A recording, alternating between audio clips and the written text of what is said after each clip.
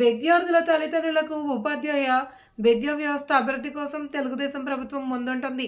ఆముదాల వలస గౌరవ శాసనసభ్యులు కూన రవికుమార్. ఆంధ్రప్రదేశ్ రాష్ట్రంలో రాష్ట్ర వ్యాప్తంగా తల్లిదండ్రులకు, ఉపాధ్యాయులకు, ప్రజాప్రతినిధులకు, దాతలకు, రాజకీయాలకు, రంగులకు అతీతంగా ఎడ్యుకేట్, ఎంగేజ్, ఎంపవర్ అనే ఇతివృత్తంతో పెద్ద పండుగ కార్యక్రమం ఆముదాల వలస నియోజకవర్గంలో పందూరు మండలం లోలుగులో గల కేజీబీవి గాంధీ బాలికల విద్యాలయంలో నిర్వహించడం జరిగింది. ఈ కార్యక్రమానికి ముఖ్య అతిథిగా విచ్చేసిన ఆముదాల వలస గౌరవ శాసనసభ్యులు శ్రీ కూన రవికుమార్ ఈ సందర్భంగా ఎమ్మెల్యే మాట్లాడుతూ విద్యార్థులకు, తల్లిదండ్రులకు, ఉపాధ్యాయులకు విద్యా వ్యవస్థ అభివృద్ధి కోసం తెలుగుదేశం ప్రభుత్వం చేస్తున్న కార్యక్రమాలను తెలియజేయడం జరిగింది. ఈ కార్యక్రమంలో తల్లిదండ్రులకు, విద్యార్థినులకు, ఉపాధ్యాయులకు పలు సూచనలు, సలహాలు ఇవ్వడం జరిగింది. అయితే అది ఉద్యోగం మన ఉపాధ్యాయులకి నచ్చకపోవచ్చు, కానీ ఇది యథార్థం. మీకు నచ్చినా నచ్చకపోయినా చెప్పాల్సింది నేను చెప్పాలి. ఈరోజు అంతేకాదు, మీరందరూ కూడా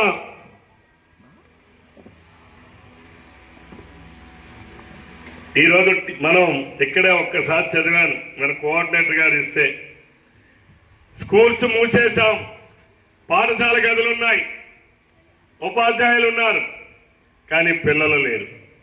ఒకనాడు నేను పొందూరు హై స్కూల్లో చూస్తే నెంబర్ 2 పాఠశాల ఉండేది, దాన్ని అందరూ దాసుబాబు మేష్ గారు స్కూల్ అనేవాళ్ళు.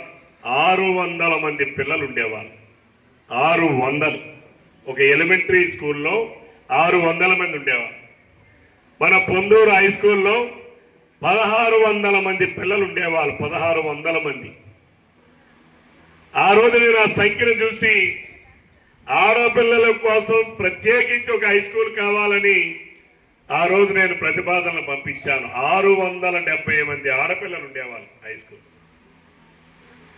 ఈరోజు అంతా కలిపితే మీ స్కూల్ అంతా కూడా లేదు ఇప్పుడు అక్కడ. ఎంతండి? 647. అంటే 1600లో 1000 పోయినాయి. దీనికి కారణం ఒక పక్క బర్త్ రేట్ తగ్గిపోవడం, మోర్టాలిటీ తగ్గిపోవడం, ఫెర్టిలిటీ తగ్గిపోవడం, ఇంకో పక్కన నిర్లక్ష్యం. ఈరోజు అందుకే తల్లిదండ్రులందరూ కూడా కేజీబీవి పాఠశాలలో ఉన్నంత ఈరోజు ఎకడమిక్ మన ఆంధ్రప్రదేశ్ రాష్ట్రంలో గర్వంగా నేను చెప్తా ఉన్నాను. ఈరోజు మీ అందరిని అభినందిస్తా ఉన్నాను. ఇక్కడ పనిచేసినటువంటి సిబ్బందిని. ఈరోజు కేజీబీవి పాఠశాలలో ఉన్నంత ఎకడమిక్ ఇంకా ఏ పాఠశాలలో కూడా లేదు.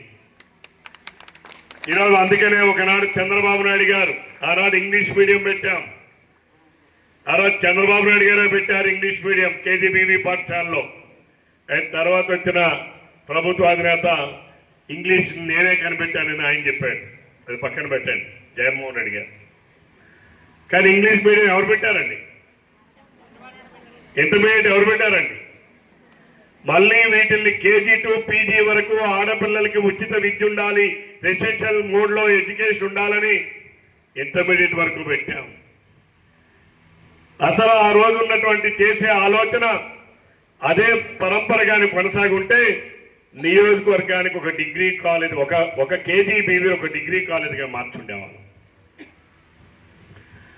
అలాగే ఒక 2 నియోజకవర్గాలకి ఒక కేజీబీవీని ఒక పీజీగా మార్చేవాళ్ళం.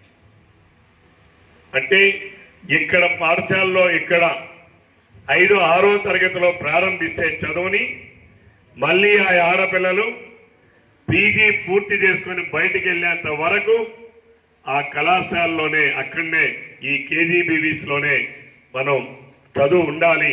ప్రతి ఒక్క ఆడపిల్ల మధ్యలో చదువుకోవడానికి, చదువు లేకుండా మానేయడానికి వీల్లేదు.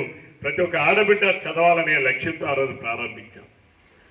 ఆ రోజు చంద్రబాబు నాయుడు గారు ముఖ్యమంత్రిగా ఉన్నప్పుడు ఆడపిల్లలు కూడా చదువు మధ్యలో మానేయకూడదని సైకిల్ ఇచ్చాం.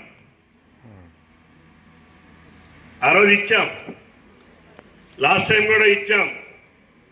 ఇవన్నీ ఎందుకు చేశామంటే ఆడపిల్లల్లో చదువుకునే వారి సంఖ్యని గణనీయంగా పెంచాలని, ప్రతి ఒక్క ఆడబిడ్డ చదవాలని, నాలెడ్జ్ సొసైటీగా తయారు కావాలని, ఒక ఇంటిలో భార్యాభర్తలు చదువుకునే వాళ్ళు ఉంటే ఆ ఇంటి ఎన్విరాన్మెంట్ చాలా డిఫరెంట్గా ఉంటుంది.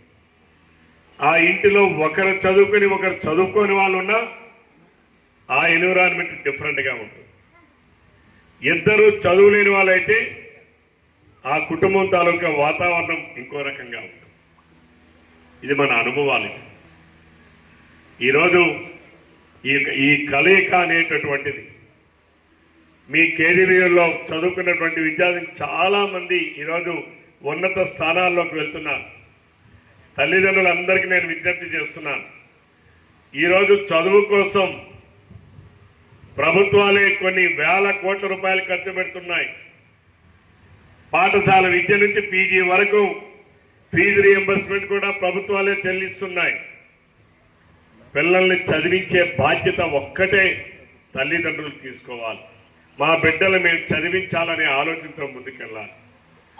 18 వచ్చింది పెళ్లి చేసేయాలి, 19 వచ్చింది పెళ్లి చేసేయాలి.